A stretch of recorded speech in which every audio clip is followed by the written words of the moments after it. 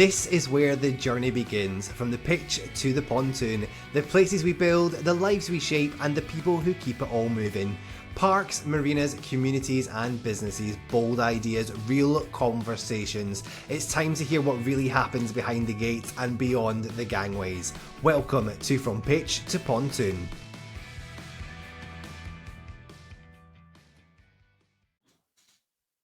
Hi, I'm Andrew. And I'm Calum. We've got no Lisa today. She is sunning herself away somewhere. I actually don't know where she is, which is terrible. I don't know where she is actually, but having a very nice time. She's still with it 40 times. She's somewhere abroad.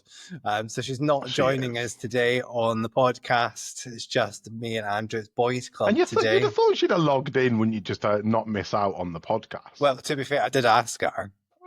No pressure. I just said to her, look, me and Andrew are recording. I've made a mistake and we should have done this before you went on your happy holidays. Do you want to join us? And she clearly didn't want to spend any time with us while she's on holiday. The laptop won't work while she's in a swimming pool. It's far too hot for us, but that's all right. She'll be back with us hopefully for the next podcast, I am sure. Now, today's podcast, Andrew, we joined, I say we, the royal we being me.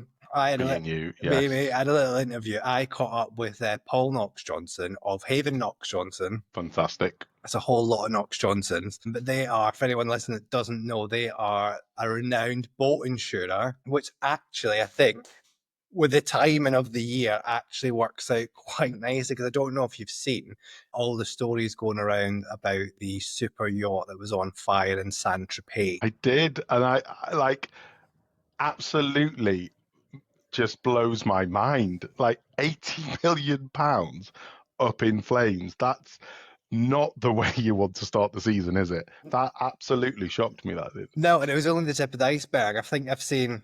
I was going to say I have seen TikTok. Yeah. Is obviously informing me of all my news. All of these boats running aground. She's all over the place. Boating season is quite clearly in full swing for everybody out there. It was an electrical fire, I think, on the one that went up in flames. Was it electrical, was it?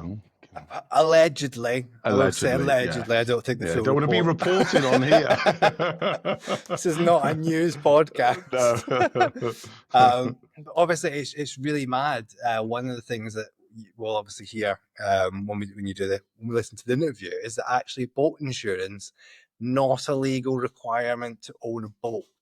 Yeah, which I was very shocked at, considering some of these boats, super yachts, I mean, whatever they are, they're still an investment on your part. Very expensive, whatever level you're buying them on.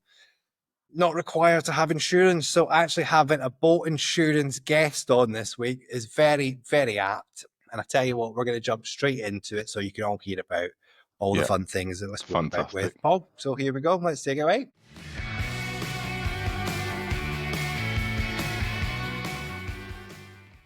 Today we're diving into the world of boat insurance. We're joined by Paul Knox-Johnston, Sales and Marketing Manager at Haven Knox-Johnston, a name that carries serious weight in the world of yachting and marine cover. With over 20 years in the industry, from yacht brokerage to marine finance to insurance, Paul's seen the sector evolve from every angle.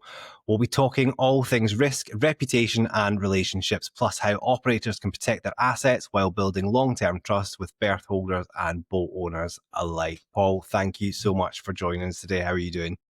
Yeah, very well. Very well. Glad to be here. It's going to be fun. I hope so. So you've been involved in the marine industry in one way or another for over 2 decades. What drew you into the world of boats, brokers and berths? I know I don't look old enough, but you know, sorry, I should have said that. No, but it's true. I've been in the industry, God, for so many years now. But it's when you're brought up in and around boats and all that sort of things, it's very hard not to. There's a lot of, you know, even back then, there's a lot of romance about the whole thing. You know, it's all about boats being on the water, having fun on the water, doing all that sort of side of things. I didn't get it all originally. I didn't. But I did kind of slide into it, and and then went to university, did a maritime-based degree, and sort of that was it. I was hooked, line, and sinker into various jobs, which you've just mentioned.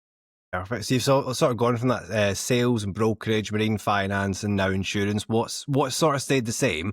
What's changed the most? I think in terms of how people interact with marine businesses.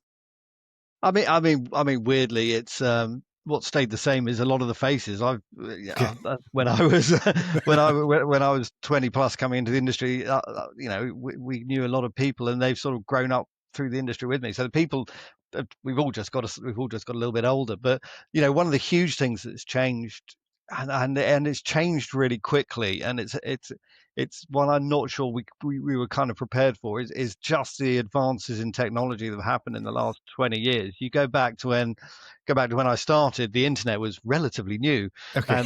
and a mobile phone was a Nokia brick or something like that. Yes. And you look at what you can do now, where you can get sensors on your boat to sort of tell whether there's too much water going into your bilges, and you can have that sent to an app on your phone as a notification. It is so amazing what we can do. You just look at electronics on boats, what they can do, how they can record where you are, the chart software, the fact that you can now get charts on your watch, on your phone, and all that sort of thing. It's massively changed. The world has developed hugely.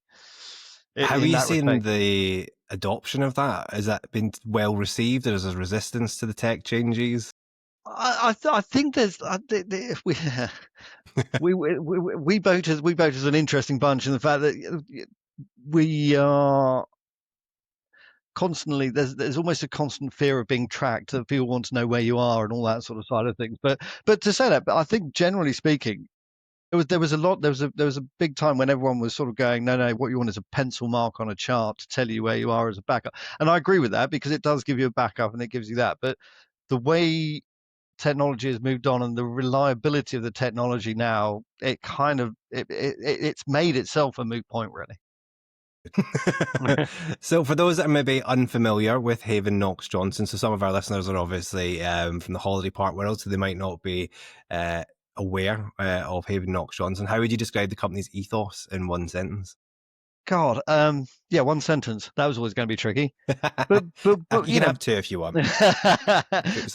but we kind of put ourselves, we are all about offering great boat insurance products, through great customer service. Our team our teams across the south coast are very much, and in Worcester, are very conscious of the fact that treating customers well, that's a huge thing for us.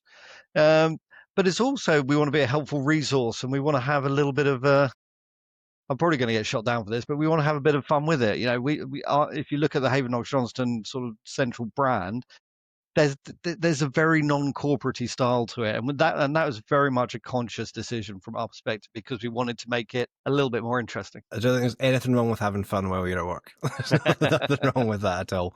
So how does that Knox-Johnston name continue to shape the brand's identity today? Does that family legacy come with added pressure? There is pressure, because you're always trying to live up to, the company was founded by Sir Robin Knox-Johnston and Chris Knox-Johnston, as well as many other people in the background. But that's where the name came from. Was Sir Robin was a yachtsman who went around the world. My dad was Chris, who was the one who set up the insurance company, and they kind of just got together. And Robin, and we still do.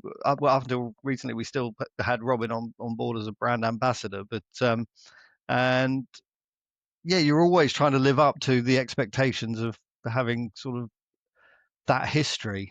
But also, it's a source of great pride. We're a company that's been around, or the brand that's been around since 1992. We've stuck around. We've had our ups and downs, but we're back. We're stronger, and we're getting bigger. So we're very happy with it. But yeah, it is a double-edged sword, really. Talking about your growth there, marine insurance can be a tough topic to sell. It's not always particularly the most exciting thing in the world to talk insurance. How do you and your team make it relatable for the everyday boater?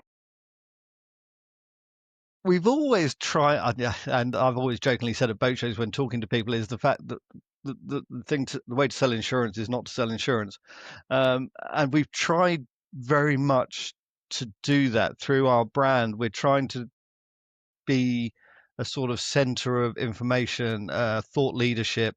I mean, there's some great articles on our website. There's some great, if you go to our YouTube channel, there's some great etiquette for the inland waterways videos on how to, sail a coastboat, how to use a VHF, all this sort of thing. So we've done lots of sort of, I don't want to call it educational because that sounds a bit too serious, but there's a lot of sort of helpful hints. Oh, that's what we call it. There you go. So we do the helpful hints. And at the recent Crick Boat Show, we put out a book on where we got input from some very good bloggers, Fran and Rich from Floating Our Boat, about how to live on a narrowboat.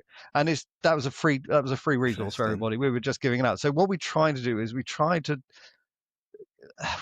of tried to sort of bring insurance in at a much later date. We're there as an information resource. We're there to help, but at the end of the day, that is our core business, Yes. and that is what we're there to do. We don't sell policies, then everyone gets a little bit frustrated about how much money I spend on marketing. There's always a frustration about how much money is spent on marketing. You're not alone, Paul. You're okay. but it's all about not being too salesy, I think. And as I said earlier, we are very lucky to have a great team in our offices who are focused and laser focused on giving great customer service, and that I think is what really, I mean, a lot of our competitors do great customer service as well, but I think we pride ourselves on it and we really push it to our customers. If you look at all our reviews, we're very public about them. We put them out on, we put them out on social media. We have them on our website. You can go and read our reviews whenever you like. Really transparent. That's what we love. What are sort of some of the most common misconceptions people might have when it comes to insurance, both for berth holders or visiting vessels? I think one of the best ones I always follow is actually it's not a legal requirement to have boat insurance in the UK. Is it not? Well, there, I've learned something. What's weird is technically there's no legal requirement. Okay. Marinas, to get on the inland waterways, to get an inland waterways license on CRT, you need to have you need to show insurance to get your license. Same on EA, and all the rivers and marinas say you have to have a minimum third party cover anyway. So we kind of self police it, but still, it's an old one that we still technically you can get on a boat and. I don't think you can even launch it down a slipway now because they'll need to show insurance for that one as well. But you can technically get on a boat and sail it away and not have any insurance at all. We don't recommend that, I hasten to add. But because as a boat insurer, I would hope that you're not indulging in that. Yeah, don't do that. Whatever you do, don't do that. Marina operators are the best people for this, but it's always keeping an eye on making sure your berth holders are all kind of insured, I think, because we had a couple recently where one boat can take out quite a few. You see boatyard fires across in the news. It's not prevalent, but you do see them. But when you think that it only takes one of those boats to not be insured in that chain, and suddenly there's a whole lot of complexity. Everyone's assets are then at risk because of one person, effectively. So I think that's nice. So we've seen a rise in lifestyle marinas and high value waterfront assets. How is insurance evolving to support the premium customer experience? I mean, it was once reported that insurance and innovation should never be in the same sentence. But actually, when you look at the history of insurance, it's always had to be innovative. You go back to when it was the origins of insurance go back into when they were covering people crossing deserts with trade convoys and things like that, to the tea clipper ships, to all this sort of stuff. Now they're insuring sort of space shuttles, Marilyn Monroe's legs, all this sort of stuff that insurance can deal with. So it's always been a fairly adaptive thing. I mean, the one thing that's always interesting is when the big one we've got at the moment is lithium batteries, and people always say, well, what, one of the first ports of call is, well, what do the insurers think? And the insurers will go, well, what do the experts think? Because much as we do, much as we know a lot about what we do, we cannot be an expert in every subject. So therefore, you kind of have to learn this stuff and adapt it to the constantly changing markets. As I said earlier, with all the changes we've had in technology going up on the years, we've had to adapt. And there's been quite a sizable growth in liveaboards over the last 5-10 years because house prices are too expensive. We've got all these TV programs showing how great it is to live on the water, and so we've had to, policies have had to adapt to take on more of a sort of house type policy add-on or something like that. So you've got contents cover, you've got all this sort of stuff where people are having to insure their lifestyle that like that they wouldn't normally do if it was a normal private and pleasure use boat. It is seeming to be quite a quick change, that moving to live on boats at the minute. Yeah, it's mad actually. We had a couple of weeks ago we had Ian Watkins on from Water Lodge UK, and he's obviously bringing these water lodges into the marinas. And it was really eye-opening to go, oh, actually, people are now, they cannot afford a home, but they can go and buy a water lodge or a narrow boat or whatever it is that they want to go and live on. It's just such a change in the market where you think, oh, surely a boat would be more expensive. But actually, it's so much more difficult to go in the housing market. Why not go and buy a boat? I mean, one of the prime examples is obviously London, where you've got the River Thames going through it. There are various marinas throughout the Thames, and you get slightly further out, there are more marinas, and there are quite a number of marinas in commutable distance of London. So you kind of think that whereas a flat in London is God knows how much money, and then a narrow boat is significantly less, and once you throw the mooring fees on top of that, it's still significantly less than having to either buy or rent a flat in London. So, and if something happens, you just drive off, so no problem. Yeah. If your job moves to Northampton, you just go up there. Exactly. So what makes an insurance partnership valuable beyond just a policy? If you're looking at the marina operator's perspective. I mean, there's a couple of ways. I mean, what we can do is be part of their offering to the customers in a way. We work with a couple of marina companies whereby if they introduce business to us, and then we do the policy and all that sort of side of things. But also, what they can do is in return for introducing that customer, and believe you me, it's just very simple. We have point of sale in their office. Customer picks it up, phones it up, says they heard from us from this marina, and then they can earn a commission out of it. What a lot of marina operators tend to do is rebate some of that commission, so give it back in the form of a discount to their berth holders. Perfect. So so that marina can turn around and say, we have a deal with, or they can have signs up that says we have a deal with HKJ where you get 10% off your insurance. And also with Haven, recognise that boats being kept in marinas are just generally that little bit more secure. Yes. We have a whole marina benefits package. You can, there are certain benefits you can have for keeping your boat in a marina, and on top of already that, the discount for being in a marina, and also the discount which the potential marina operator can give you. All I'm hearing now is that I need to buy a boat, actually. Everything's pointing towards that. I can't drive one, but I can just keep it there. Yeah, just keep it there. I mean, this is the other thing that we've seen a growth in is, and this is not something that we sort of cover within core, but one of our specialist offices does, is that is people using their boats for Airbnb.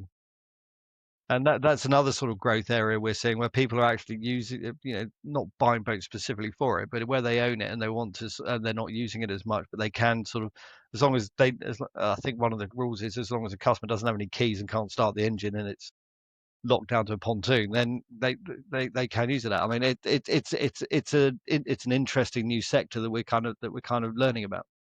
So how do you deal with that from an insurance point of view? Because you don't know effectively who's going in to that boat. I'm not a huge specialist on it, but I think there are certain rules and they have to I think they have to come through certain, or they have to abide by the rules of, I think it's even Airbnb or something. And I think as long as they comply with the rules in there, then there is a policy that can work in it. I mean, it isn't a sort of like free for all. I think you have to use the boat as a private pleasure boat for a certain amount of time as well. So it's not, you can't just buy a boat and then leave it there. It's not a sublet situation going on. So how have those boat expectations changed in the last 5 years, and how does that impact how marinas and insurance providers need to behave? I think we've seen over the last 5 years, because this goes back pre-COVID. COVID was a massive game changer for everybody in many ways, and we went from 2019 where boat sales were okay, and then suddenly COVID hit and staycations hit, and you could literally, as a boat salesperson, you could sell something that had been stuck on your books for about 3 years, sat at the back of the yard rotting away, and somebody would be kind of interested in it. Not for everybody, admittedly. Yeah.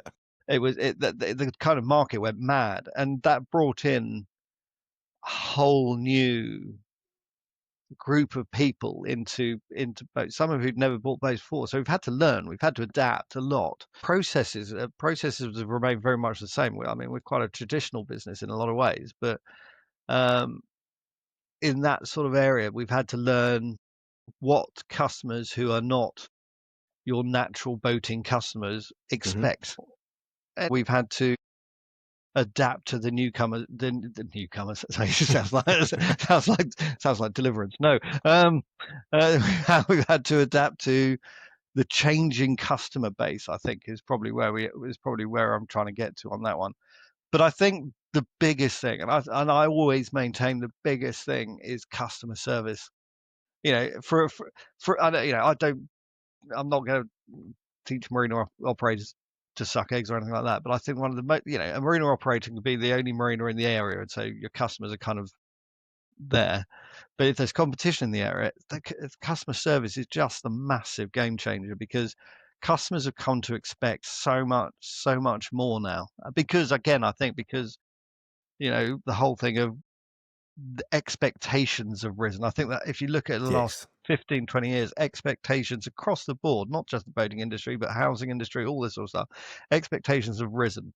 And now everyone expects so much more, for whether it's from a marina operator, from a boat sales company, from an insurance company, and you've just got to deliver it, or try to, as best you can. No, I agree. I think I was still working on holiday parks at the time where we did it when COVID hit, and there was a clear transition between customer expectations prior and after, and it was such an uplift. It was perfection at every point. There was no room for error, and I don't know what happened during COVID, but everyone just came back and went, "Nope, it's perfect, or it's not right at all." And I think that's obviously, we're hearing that across the marine industry as well. It's that has clicked in, where we went, this is what we paid for, this is exactly what we want, we're not going to accept anything less than what we deserve on the first go. Yeah, and I think one of the prime examples on that was someone buying a 10, 15, 20-year-old boat. And, it had 10, 15, 20-year-old problems on it that kind of you'd expect that. That maybe me as a boater, I'll be going, yeah, that's all right. But the new breed of customers coming in, it's not they weren't aware of it. It's that just that they expected more, I think. And when you're spent, because let's put it this way, buying a boat is an expensive.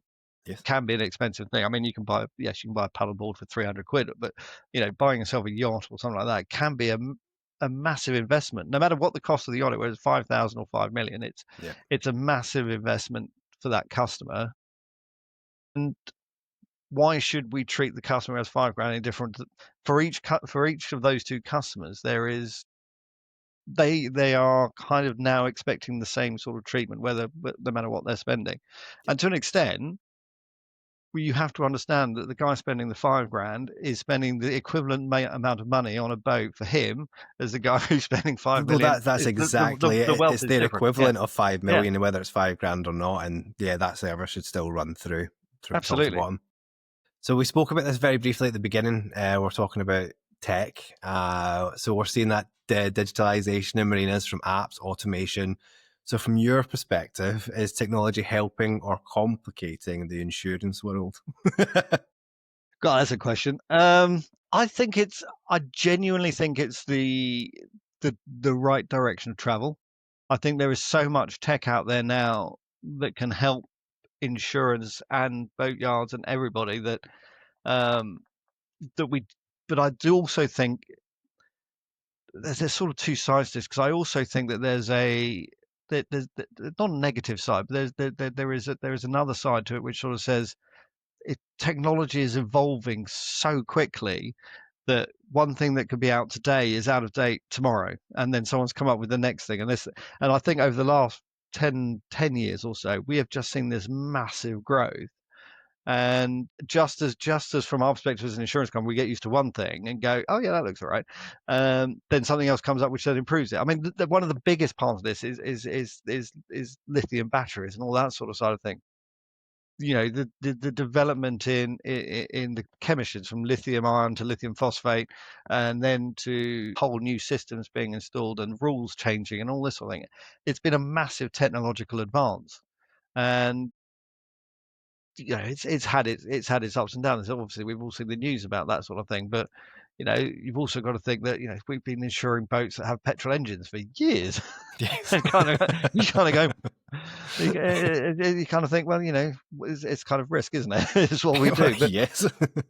but I do think we are coming close to being in a position whereby you could have an app on your phone where you could have and I know these already exist, where you have sensors on your boat that sort of tell you where the bilge water, where the batteries are going down, all these sort of things. So you can have it all on your phone, but also you can have on there your insurance documents, your boat safety certificate, and also on there, you know, maybe something to do with, you know, if anything should happen to you. So, you know, so you have a claim or something, you can literally open up your app, take photos, set a location of where you are, and then upload that so the insurers have got that in minutes. I think that's coming. I don't think it's there. I don't think we're there yet, but it's, or somebody may have done it. I don't know, but maybe we'll do it now that you've said that. Maybe okay, on it. But I think it's one of those. I think technology is evolving so quickly, and I think a lot of it coming from the car world as well. And you know, we're slightly dissimilar, but we're not that dissimilar. And you know, now, you know, go back 20, 30 years, the quote and buys that you could have online were just very clunky. You know, we used to have a question on ours going back into the probably back into the noughties that said, do you want to tow water skiers behind a narrowboat? Because the question set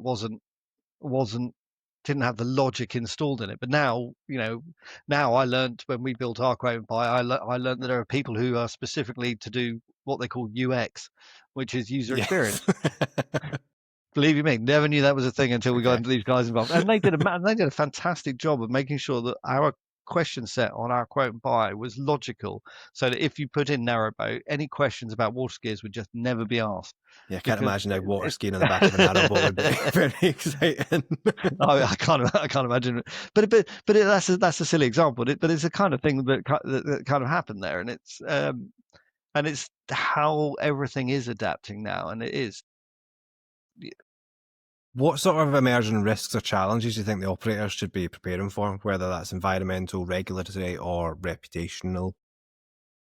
This is always an interesting one, because the boating industry, you know, there's the regulated side, which is marine finance, insurance, legal, and all, and a lot of that sort of side of things. And then you've got the boating side of it, where there is some sectors have their own codes of practice. I mean, we're very good at self-policing it, to be honest with you. But also environmental is a huge one. Mm-hmm. That's we're seeing it already. I mean, you look at last year, the Thames was closed until it was on red boards, which is technically closed for most of until the end of May. That basically was closed for 6 months, and then this year you've got it all open, the sun shining, and now we're complaining about the fact there's in some places, mainly on the canals, there's not enough water. So you kind of go, the environment is hugely changing, and I think we're doing a lot to sort of change our attitudes towards the environment. And I think there's a lot of great people out there and great organizations out there who are doing a lot of work to try and bring all this stuff into the public eye. And it will happen. I mean, you look at it, once you get above a certain size of boat, an electric engine, you're going to have so much more weight in there to get it to the speeds that the current diesel engines are doing now. So it's kind of like, is there going to be an environmental benefit to fitting a sort of 60-foot motor cruiser with massive batteries and does the technology exist even? So I think environmental and regulatory are going to be two interesting ones as we move forward. Let's bring it back to you as we get ready to finish up. What's been the most rewarding part of your career so far? I think when because I always said I would never go into the family business. I was never. I tried for a long. This is why I kind of went through that journey of going boat sales, then marine finance, and then eventually this sort of job came up, and I kind of felt I had to really, and to be and when we got the brand, or when we rebranded into where we are now, into the brand we've got, I think since then it's been a fantastically enjoyable journey. We're doing some great stuff supporting the industry and in doing what we do, and I find that probably the most rewarding part of the job I do is the fact that we do have the ability to be able to support a lot of events, do a lot of work with the community, do a lot of work within the marine industry, promote the industry itself. Well, I kind of think there's still a lot more to come, but at the moment, I think the most rewarding part of my career is going to sound cheesy now. Go on. It's kind of working with the team I've got now in the company we are, and doing the work we're doing, because it's taken a long time to get here. We might as well, and as we discussed earlier, might as well enjoy it. We're kind of at work for most of our lives, it would appear, and if you're not enjoying it, then exactly that. Exactly that. So, Paul, if anyone does want to get in contact with Haven Knox-Johnston, how should they go about it? How can they get in touch with you guys? You can go onto our website, havenkj.com, or you can email us at hello@havenkj.com, or you can phone our offices on 01732 223 650. And I mean, send us an email. We're always happy to answer questions. We're not just a digital thing. We're obviously people on the end of a phone based in Kent. We're more than happy to talk you through. If you've got any issues or you want to talk to someone, just give us a shout. Fantastic, Paul. It's been an absolute pleasure. Thank you so much for joining us today. No, it's been really good fun. Thank you. Thank you. What a great chat. Really good, that, Cal, actually. I really enjoyed that. And I like the way sort of Paul kept on coming back to service, which is what we can all resonate with. It's not just selling a policy. It's about the customer in mind as well, which I really liked, but being there for people and the advice as well, and the advice that people needed. I really like that. And that really came out from Paul and through in the podcast that you were doing. It's the same thing that we see on marinas and parks, and it's that trust element, isn't it? And that interaction that they have with their customer base. Yeah, they're fully invested in education for their boaters and for their customers, for the marinas. And that really hit home, I think, especially for new boaters as well. And I think there's this recurring theme that seems to be coming back over and over again, is that they keep seeing this move of people moving from a house, from a flat, and they're moving into these floating homes, into barges or whatever, but they maybe don't have the expertise of a seasoned yachty, or being able to drive a boat, which, as we know, I can't. Although I'm taking lessons from a man on TikTok, and I'm going to try and remember what he said now. Is it gear? It's either steer before gear or gear before steer. I'm going to go with steer before gear. I feel like I just spend my whole life on TikTok, and it's becoming very apparent as we go this podcast, actually. And I think, bringing it back as well. Obviously, he was talking about those new boaters. That industry's full of people who are expecting that premium experience, no matter what they're spending, whether you're spending $5,000 or 5 million. I think was the example given, that we're looking to get that reminder that your service needs to match their expectations, no matter the value that that customer's spending with you. Yeah, no, you're absolutely right. And I think, like you just said before, that rise in the sort of the live-on boats and that side of things, and Airbnb style boats, it's just crazy. And that's a whole new layer of risk that actually I'd never thought about. When you think of this, it's almost that, I don't know, that luxury layer, if you like, but actually people are booking these things on a day-to-day basis as a holiday, so there's certainly from Paul's perspective, there's a very different aspect to risk that needs to be thought about. 100%. It's not just about those policies anymore. It's about understanding how people are using their boats and making sure they're protected in the real world, whether it's a fire, a storm, lightning is obviously quite a big thing. I actually did read an article about lightning storms on boats this morning. On TikTok by any chance? No, I read it on LinkedIn. They were talking about obviously lightning strikes onto boats and things that wouldn't even enter my head. So yeah, a great conversation there with Paul from Haven Knox-Johnston. So if you are in the market for some insurance, please reach out to them and have a chat, especially with everything that's going wrong in Saint-Tropez. From myself and Andrew this week only, we will see you again in the future. Bye-bye. Thanks very much. Bye.